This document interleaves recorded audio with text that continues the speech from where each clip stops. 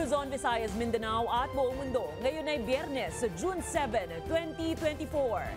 Ako si Barbie Mulak at ito ang balitang A to Z. Malapit na! Phase 1 ng LRT1 Cavite Extension Project, 98% ng kumpleto. Mga bagong estasyon sa Baclaran at Pitex, inaasahang magbubukas na bago magpasko. Should ever meron kaming personnel na maggagawa nito, we will not tolerate it. Exclusive! Mga tauhan ng Highway Patrol Group Security Convoy, ipinarecall ng PNP para sa investigasyon. Social media post ng isang misis nag-viral dahil nagbayad umano sa patrol escort para makaiwas sa traffic. Pag-evacuate sa sundalong may sakit sa West Philippine Sea, hinarang ng China. Bangka naman ng Pinoy scientists, ginitgit din. Opisyal ng PAGCOR umalma. Huwag raw idamay ang mga lisensyadong POGO sa mga illegal na scam farm syndicate. Sa sports, Boston Celtics nakuha ang Game 1 ng NBA Finals. At sa ating balitang showbiz, ang first look sa mundo ng Marvel Universe Live. Magandang gabi, pambungad sa ating newscast. Good news po dahil inaasahang magbubukas na bago magpasko ang Phase 1 ng LRT1 Cavite Extension Project. Mula po yan sa Redemptoris, Tawid hanggang Asiana City patungong Dr. Santos sa Parañaque. Tiniyak naman ng Transport Department na mananatiling abot kaya ng commuters ang pamasahe dahil hindi magbabago ang fare matrix. Ang balitang A to Z hatid ni Ace Cruz. Nagsagawa ng site inspection ng Department of Transportation at ilang pang-ahensya ng gobyerno sa Dr. Santos Station sa Parañaque. Kabilang ito sa 5 istasyon ng LRT1 Cavite Extension Project Phase 1 na nasa 98.2% completion rate na. Target itong buksan sa huling bahagi ng taon at inaasahang mapapakinabangan na hanggang sa 50,000 na pasahero. And as we enter the next year, we're hoping to double that. In terms of forecast, we think it's going to double to 80 to 100,000. Mababawasan yung sasakay sa private cars and other public utility vehicles, easing the traffic in this area. Ang 5 LRT1 stations sa Phase 1 ay Redemptoris sa Asiana pagtapos ng Baclaran, Manila International Airport o MIA Station, Asia World na direktang istasyon para sa mga pasahero sa Pitex, Ninoy Aquino Station at Dr. Santos Station. Kung susumahin, 97.7% na ang progress rate ng Dr. Santos Station na isa sa 5 magbubukas na stasyon sa LRT1 Cavite Extension bago magpasko. Kabilang dito ang markings at mga riles na kumpleto na. Ang tanging kinukumpleto na lang ng LRT1 ang kanilang systems. Pero ang tanong, magkano nga ba ang magiging singil dito sa mga commuter? Huwag naman sobrang taas ang pamasahe. Okay lang yung dos. Kasi di ba nagdagdag tayo ng 2 pesos. Sana ganun lang din. Sa computation ng DOTR, mula Baclaran papuntang Dr. Santos, 25 pesos ang magiging pasahe. 45 pesos naman kung manggagaling ng Dr. Santos sa Parañaque papuntang FPJ Station sa Quezon City. We will be applying the same fare, which is 13.29. Boarding fare, and for distance fare, kumbaga bawat kilometro in malalakbay, it's 1 peso and 21 centavos additional. Para mas hassle-free ang biyahe ng commuters, may intermodal transport hub din sa Dr. Santos Station. So we'll be putting up a jeepney here and UB Express at pinag-aaralan din natin magkaroon tayo ng bus line. This will be a duplicate with the PTEX. Pagbaba ng Dr. A. Santos, sukat yun, lalakarin na lang namin, walking distance na lang. Sa inyo? Oo, lalo na't kayong mga rush hour, yung December, lalong mas maluwag sa amin yun. Patuloy ang pagsasaayos ng DOTR sa issue ng right-of-way sa ilan pang nalalabing stasyon, gaya ng Las Piñas, Zapote at Niog Station sa Bacoor sa Cavite, na kukumpleto sa 11.8 km extension. If all things go well, hopefully when we come back here in 2031, we'll be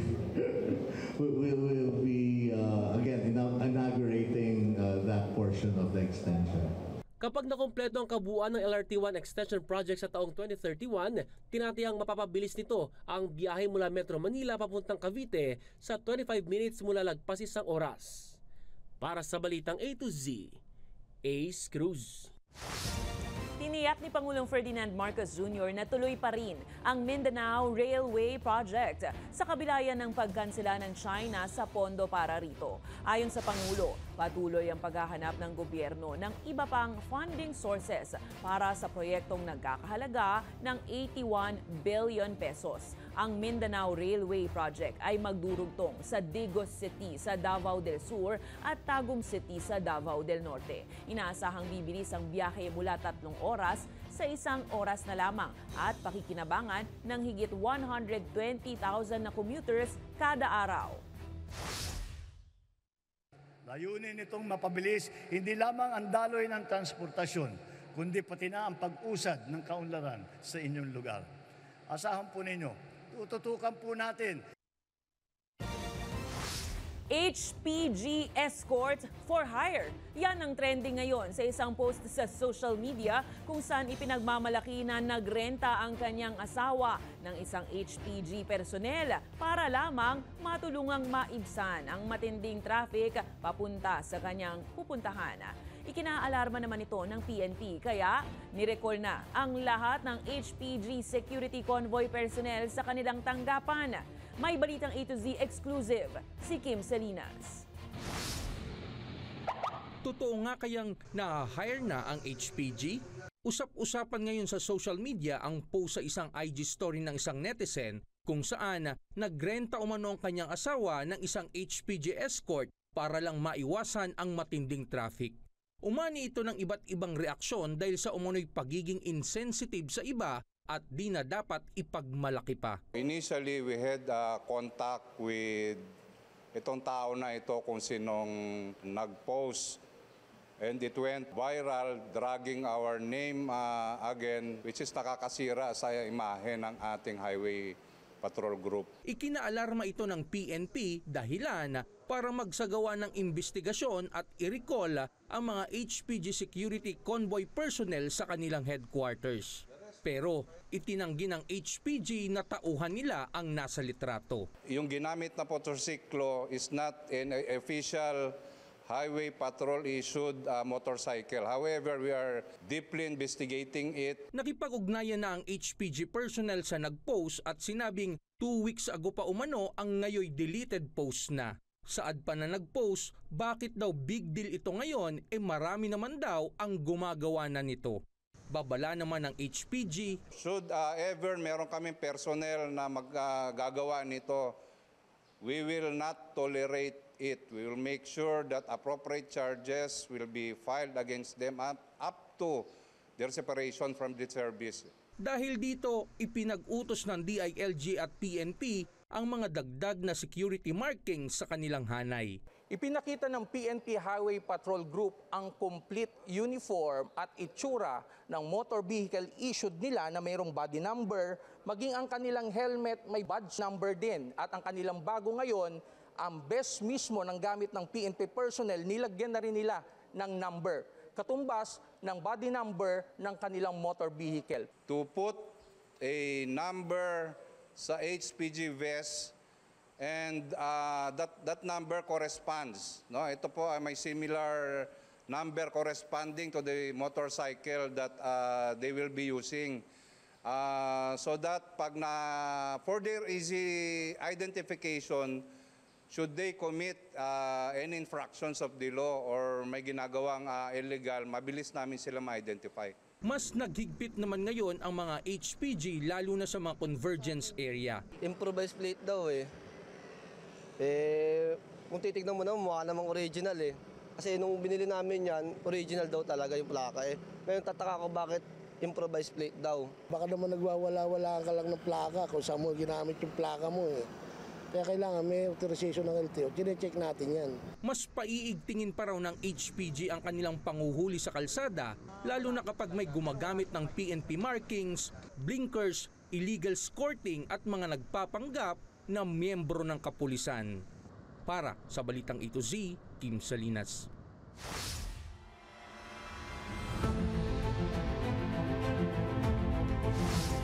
Hindi pa rin humuhupa ang energy ng China sa pangharas sa mga Pilipino sa iba't ibang bahagi ng West Philippine Sea.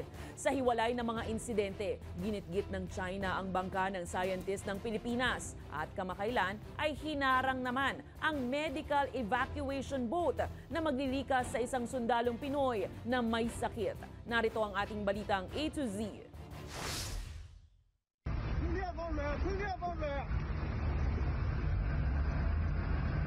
Simple lang sana ang misyon ng Armed Forces of the Philippines at Philippine Coast Guard sa Ayungin Shoal noong May 19, 2024. Ang sunduin ang isang sundalong Pilipino na nakadestino sa BRP Sierra Madre dahil sa iniindang sakit. Pero ang medical evacuation nauwi pa sa komosyon dahil sa pagharang ng Chinese Coast Guard. Ayon sa PCG, kahit niradyo na nila ang kanilang humanitarian mission, nagsagawa pa rin ng delikadong pagmamaniobra ang China at binangga pa ang sasakyang may lulan sa may sakit na tropa.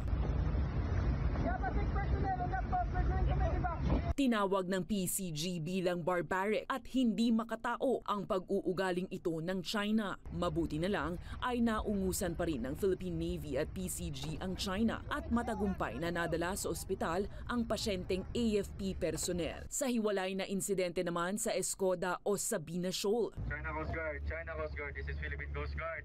We are conducting maritime scientific research. Please do not interfere for our safety. Hinabol at binangga ng Chinese Coast Guard ang inflatable boat ng Pilipinas para guluhin ang mga Pilipinong marine scientist na nagsasagawa ng pag-aaral doon. Para sa akin, this just an action for China to intimidate ang ating mga marine scientists para tigilan nila yung ginagawa nilang survey dito sa Escoda Shoal. Nagsasagawa ng science mission noon ng Pilipinas dahil sa report na nagtatambak umano ang China ng dinurog na coral sa lugar. Bukod sa Ayungin at Escoda malapit sa Palawan, kinumpirma ng AFP na namataan rin ang dalawang Chinese Navy ship sa Basilan Strait sa Zamboanga Peninsula nitong June 6. Agad namang nag-deploy ng patrol boat ang AFP para ma-monitor ang pagdaan ng convoy at isa sa mga barko ang tumugon na dumaraan lang sila mula Timor-Leste pabalik ng China. Sa huli, nilinaw ng AFP na kinikilala nila ang Basilan Strait bilang International Sea Lane habang siniguro ang publiko na mananatili ang kanilang pagmamatsyag para sa seguridad ng maritime zones ng Pilipinas.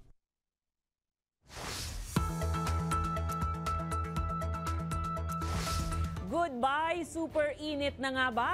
Mahigit isang linggo matapos ideklara ang simula ng tag-ulan 2024 sa bansa. Opisyal namang inanunsyo ng Weather Bureau Pag-asa ngayong Biyernes ang pagtatapos ng El Nino phenomenon sa Pilipinas. Ayon sa Pag-asa, kasalukuyang nasa transition na ang bansa sa ENSO neutral condition matapos makapagtala ng ilang record-breaking heat index sa Pilipinas. Kasama pa ang malawak na epekto ng El Nino sa sektor ng agrikultura. Pero paalala ng Pag-asa, maaari pa rin makaranas ng warmer than usual o mas mainit kaysa regular na surface temperature at mababakas kaysa normal naman na pag-uulan sa ilan pang bahagi ng bansa, partikular na sa Caraga. Umabot sa halos 9.5 billion pesos ang pinsalang naidulot ng matinding El Nino sa sektor ng agrikultura. 68.2 million pesos naman sa livestock, poultry at fisheries. Halos 500 munisipalidad din ang nagdeklara ng state of calamity.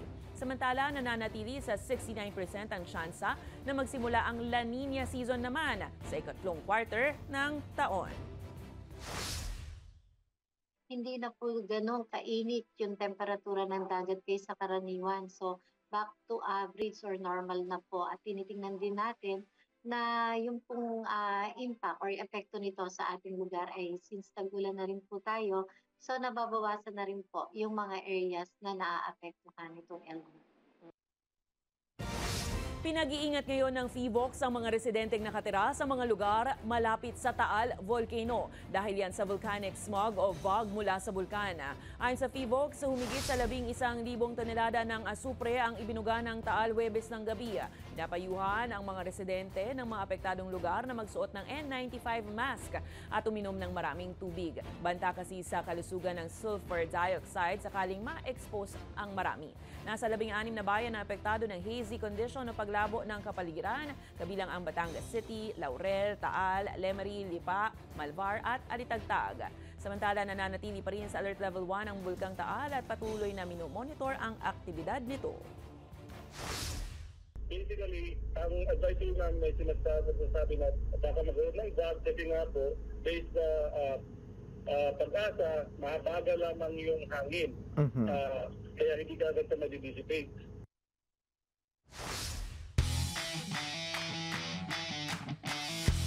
Ipinakilala na ng 2024 Palarong Pambansa Organizing Committee, si Matatag, ang opisyal na mascot sa taunang paligsahan ng mga atleta sa bansa.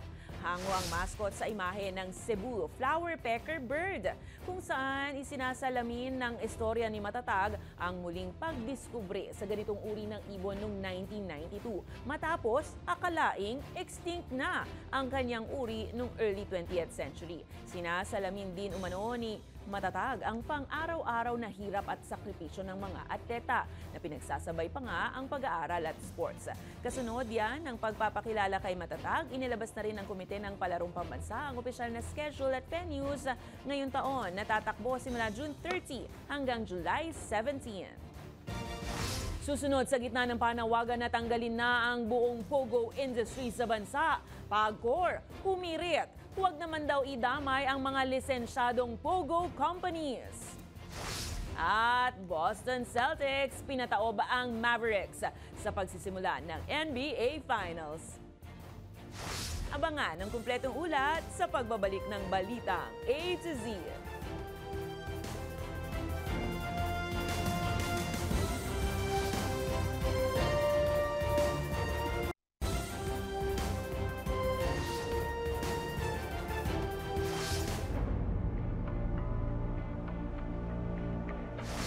Huwag idamay ang mga lisensyadong pogo companies sa mainit na isyu ng kriminalidad sa mga illegal na pogo. Yan ang hirit ngayon ng Philippine Amusement Gaming Corporation o PAGCOR sa harap ng panawagan ng mga mambabatas na tuluyan na ngang tanggalin ang buong pogo industry sa bansa. May balitang A to Z si Ian Maghanoy.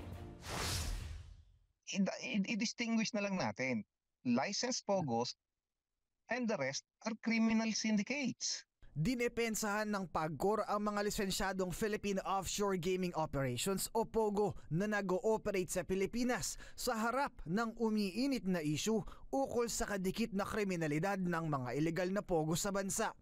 Ayon kay PAGCOR Assistant Vice President for External Affairs, June Alano, ang mga illegal na POGO ang nagpapapangit sa imahe ng mga lisensyadong POGO na malaki raw ang ambag sa ekonomiya. Bakit mo dadamay yung sumusunod sa batas, tumutulong sa atin sa revenue generation? Bakit mo siya igugrupo do sa mga criminal syndicates, which they are? Itong mga nag-ooperate ng illegal na to, they're plain and simple criminal syndicates.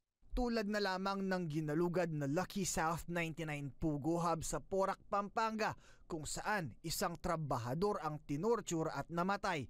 Paglilinaw ng ahensya, hindi ito lisensyado ng PAGCOR. Wala na po yan sa pagkakaalam namin, wala pong license yan. Dati po yata may license yan pero nawala na po. Hindi na po yan nabigyan ng panibagong lisensya. Pero ang mga kongresista ng Makabayan Bloc maghahain na ng panukalang batas sa pagbaban ng buong pogo industry sa bansa. Aanhin ba naman natin ang pangako ng mga pogo na trabaho or economic development di umano sa mga lugar na nag-host niyan? Kung binubukas naman ang bansa natin sa mga hindi kaaya-ayang aktibidad na nangyayari sa mga pogo na iyan. Mga krimen, mga paglabag sa batas, mga human rights violations. Sa ngayon, sa informasyon natin, more than 400 plus pa na mga pogo. So kagaya ng sinabi ni Kong Raul, dapat ito ay iban na talaga. Tanggalin na lahat itong mga pogo na ito. At wala itong dapat na Una na ring nanawagan sina Senator Win Gatchalian ng total ban sa pogo at ideklara ito bilang national security threat dahil sa lumalalim nitong impluensya sa mga politiko, gobyerno at local crime syndicates. Baka umabot sa punto na hindi na natin makokontrol itong mga ito sila na ang kokontrol sa gobyerno natin. Sa ngayon, nasa 40 na lang ang bilang ng mga lisensyadong Pogo sa bansa. 9 naman ang may provisional license. Pero kapansin-pansing ni-rebrand ng PAGCOR ang pangalang Pogo at sa halip ay sa ilalim na ito ng IGL o Internet Gaming License. Para sa Balitang A to Z, Ian Maghanoy. Tiniyak ni Bureau of Internal Revenue Commissioner Romeo Lumagi Jr. ang kooperasyon sa investigasyon ng Senado laban kay Bamban Mayor Alice Guo. Ipinagutos na ni Lumagi ang pag-iimbestiga sa mga pangalang nililitis sa hearing hinggil sa posibilidad ng tax evasion. Magsasagawa rin ng sariling investigasyon ng BIR laban sa mga nasasakdal. Sakaling mapatunayang hindi tugma ang kanilang kita sa nakadeklarang ari-arian sa ahensya, hahainan sila ng kasong kriminal. Sa iba pang balita, iginigiit ng grupong Makabayan Bloc na dapat managot si dating Pangulong Rodrigo Duterte dahil siya ang pasimuno umano sa pagbili ng maanumalyang medical supplies para sa COVID-19 noong kasagsagan ng pandemya. Ayon kay ACT Teachers Party List Representative Franz Castro, kinakailangan ng mas malalim na investigasyon para malaman kung sino pang sangkot dito. Ayon naman kay Kabataan Representative Raul Manuel, mismong si dating Pangulong Duterte ang nag-utos umano na ilipat ang pondo. Matatandaang umamin kamakailan si dating Health Secretary Francisco Duque III sa House Committee on Appropriations na ipinag-utos umano ni Duterte ang paglipat ng 47.6 billion pesos na pondo ng DOH sa procurement service ng Department of Budget and Management. Kaya kailangan pa natin itong palalimin ang investigasyon dito, no? Tignan natin. Well, kasi dito kailangan talaga natin na mapanagot, no? Sino man yung mga dapat na mapanagot at hindi pwedeng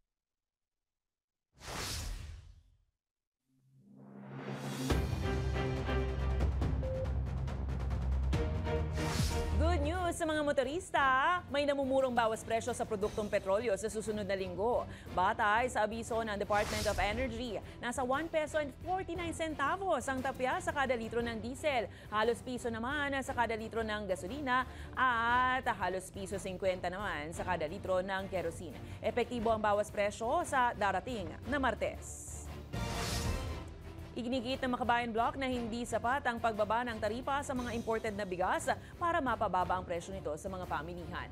Ayon sa ACT Teachers Party List, tanging mga rice trader lang daw ang makikinabang dito at hindi ang mga consumer. Nanindigan rin ang kongresista na dapat ikonsulta ang mga apektadong sektor at iginiit na ang susi para matulungan ng mga magsasaka ay ang pagpapalakas ng kanilang produksyon. Ewan ko lang kung talagang pinag-aralang mabuti rin ng administrasyon itong ginawa nilang pagpapababa ng tarif. Ganyan talaga yung sinasabi nating solusyon.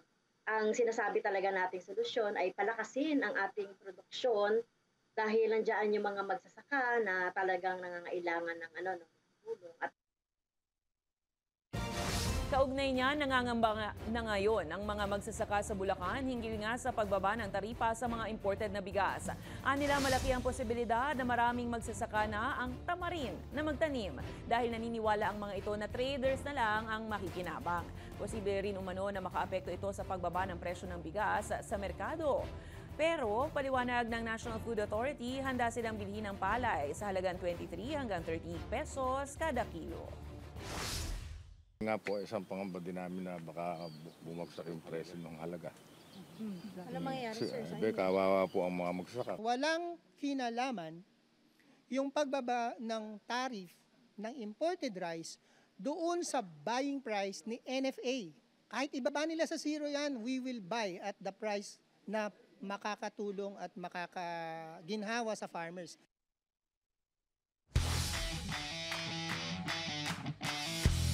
Para sa mga basketball fans dyan, nangibabaw ang galing ng Boston Celtics kontra Dallas Mavericks sa pagsisimula ng NBA Finals sa score na 107-89.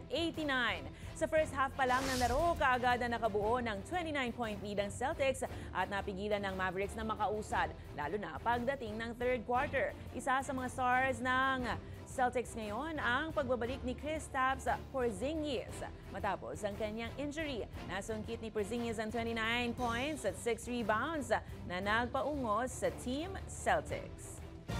Sa sa aming pagbabalik. Summer is not yet over. 40 nagagandahang kandidata ng Binibining Pilipinas ipinakilala na. At Live and Alive, Marvel Universe Live, lumapag na on stage sa MOA Arena ngayong Biyernes. Manatiling nakatutok, kayo ay nanonood ng Balitang A to Z.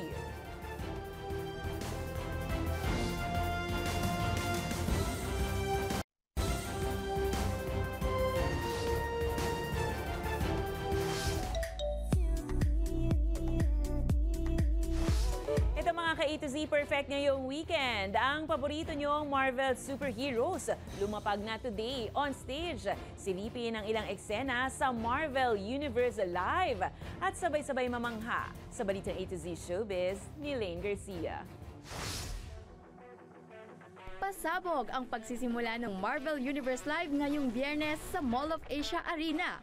Mainit ang mga eksena kung saan sanipuwersa ang Avengers at Guardians of the Galaxy heroes para labanan ang kasamaan na talaga namang inabangan ng mga kids at Marvel fans. It's a family-friendly show.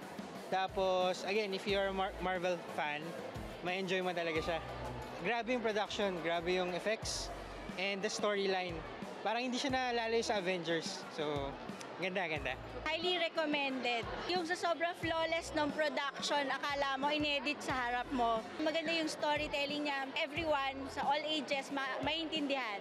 Buhay na buhay ang visual effects, maging ang production at performances ng cast on stage. Spotted ang ilang mini superheroes gaya ni na Captain America, Spider-Man at Black Panther.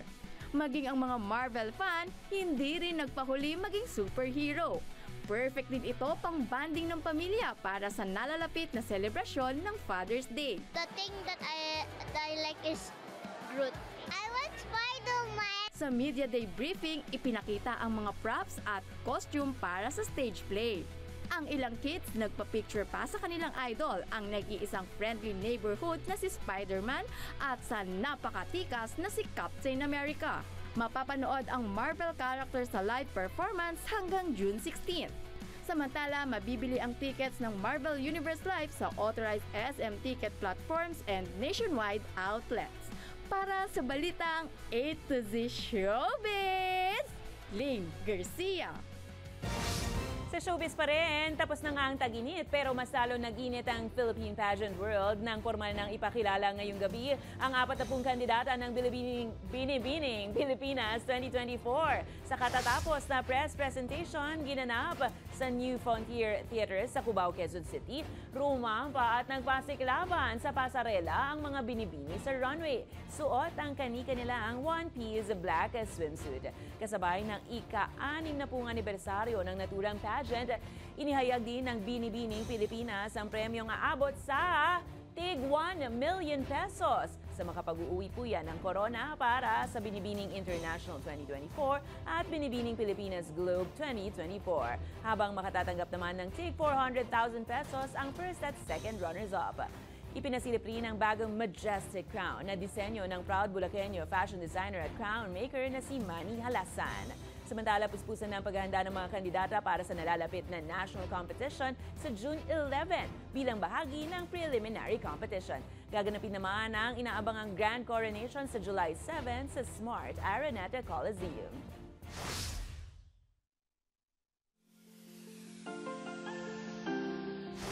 Bago ang opisyal na pagtatapos ng El Nino, talaga namang kanya-kanya tayo ng diskarte sa pagpapalamig. Isa na dyan ang cute na fur baby na ito na kaya pala hindi makita ng kanyang fur mommy ay ikinubli ang sarili saan? Sa loob ng refrigerator. Panoorin.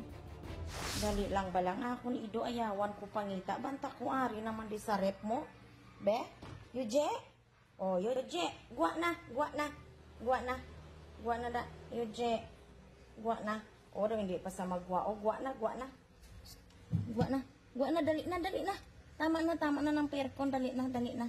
Aircon ka pangarip na, di. Dali na, gwa na. O, kita mo, hindi pa sa magwa. O, tanawa nyo ba na, hindi pa sa magwa. O, gwa na, tama na. Di na. Nainitan siya eh. Kung kayo ay may kwentong kakaiba, mga kwento ng pag-ibig o storya ng inspirasyon at pag-asa, maaari niyo ito ibahagi. Sumali sa ating Facebook group na Balitang A to Z, panoorin ang replay ng ating programa at sundan ang ating social media pages, hanapin ang Balitang A to Z. Ang ating pabaong quote of the night ngayong Biyernes ay mula sa isang interior designer na si Joanna Gaines. Para sa kanya, ang oras na magkakasama bilang pamilya ay maituturing na isang regalo. Tama po yan. At yan ang mga balita at impormasyon, mga kwentong may dalang inspirasyon na tinutukan ng Balitang A to Z. Ako po si Barbie Mulak. Maging maalam, makialam. Magandang gabi sa iyo, Pilipinas, and happy weekend!